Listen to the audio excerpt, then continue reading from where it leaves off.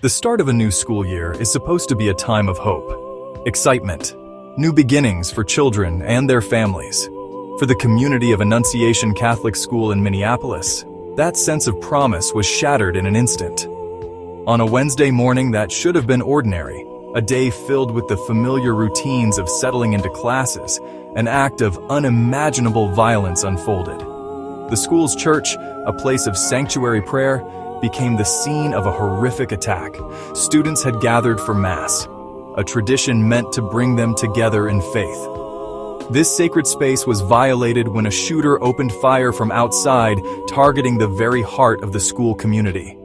The sound of gunshots pierced the morning quiet, replacing hymns, prayers with chaos and fear. The immediate aftermath was confusion and panic, as teachers, students, staff tried to make sense of what was happening. The attack left the community reeling, struggling to understand how such a thing could happen in a place they considered safe. This incident is a grim reminder of the vulnerability of our most sacred spaces and the profound impact of gun violence. In the midst of the chaos and heartbreak, the most devastating toll is the loss of two young lives, children whose futures were stolen in an act of senseless violence. The victims have been identified by their grieving families as 8-year-old Fletcher Merkel, 10-year-old Harper Moisky. These were not just names on a list, they were beloved children, full of life and potential, cherished by their families and friends. Fletcher and Harper were sitting in the pews of their school's church, participating in a morning mass, when the shooter opened fire, ending their lives in a place that should have been a sanctuary. The loss has left an irreplaceable void in the hearts of their loved ones and the school community. They were classmates, friends.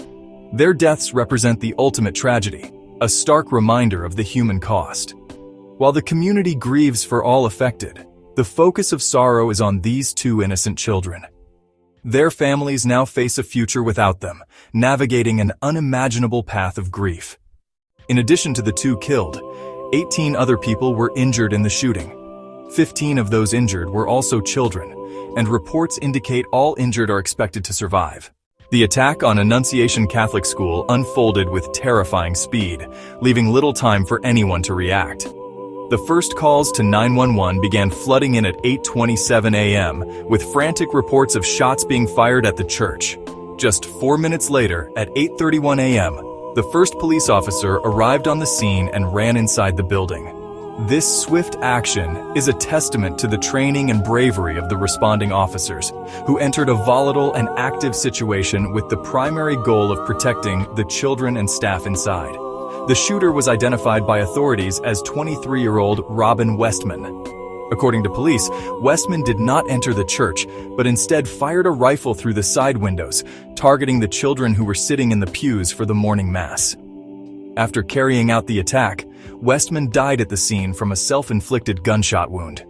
The investigation at the scene uncovered a significant amount of evidence, painting a chilling picture of the shooter's intent and capabilities. Officials reported recovering approximately 116 rifle rounds, 1 live round from a handgun, and 3 shotgun shells. This arsenal indicates a level of planning and a clear intention to inflict mass casualties. The sheer volume of ammunition found at the scene highlights the potential for an even greater loss of life and underscores the bravery of the law enforcement officers who responded so quickly. The evidence collected will be crucial as investigators work to piece together the events leading up to the attack and understand the shooter's mindset. The details of the shooter's actions, firing from outside through windows at unsuspecting children, reveal a particularly cowardly and heinous method of attack. It was a calculated act designed to maximize harm while minimizing personal risk, targeting the most vulnerable members of the school community in a place where they should have been completely safe. In the wake of such a devastating, seemingly random act of violence, the question that echoes is simple but profound. Why? Investigators are searching for answers. What could have motivated a 23-year-old to attack a church full of school children? Minneapolis Police Chief Brian O'Hara has said there is no specific motive so far for targeting Annunciation Catholic School, but he says the evidence suggests a broader pattern of animosity and rage. Chief O'Hara described it as a whole lot of hate against multiple groups he called the shooter's path, a classic pathway to an active shooter. Familiar and tragic investigators are likely reviewing the shooter's online activity. Investigators are examining personal writings, checking social interactions for clues. The lack of a specific target makes the crime feel even more senseless to a grieving community. Further complicating the search is the shooter's background, which appears remarkably clean of warning signs. Officials say Robin Westman had no criminal history, aside from a single traffic ticket.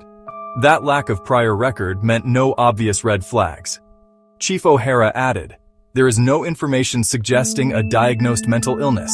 That challenges the assumption that these acts are always rooted in documented mental health crises. The absence of a clear motive or history leaves the community with a painful void. Chief O'Hara acknowledged, "There is nothing in the investigation so far that would lead us to believe that anything was missed." That finding offers little comfort to families desperate to know if this could have been prevented. The investigation will continue, and perhaps more details will emerge.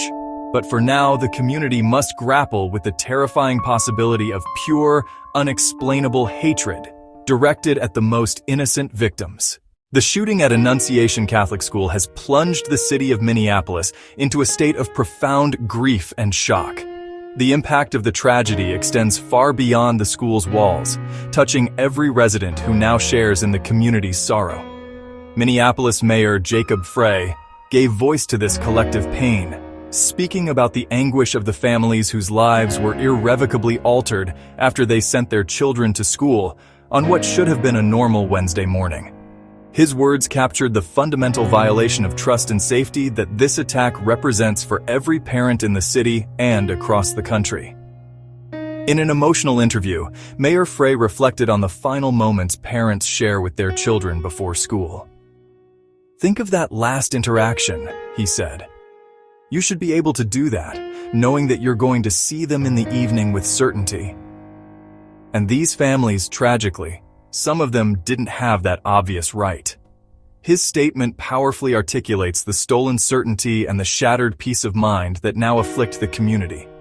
The simple, everyday act of a morning goodbye has been imbued with a new and terrible weight, a fear that no parent should ever have to carry with them. In response to the tragedy, the Minneapolis community has begun to come together in solidarity and support. Vigils have been organized, flowers, teddy bears, handwritten notes creating a physical space for collective mourning. These gatherings offer a way for residents to share their grief, to comfort one another, and to show the families of the victims that they are not alone in their suffering. The road to healing will be long, but through shared grief and compassion, the people of Minneapolis are demonstrating their resolve to face this darkness together, united in sorrow and in hope for a more peaceful future.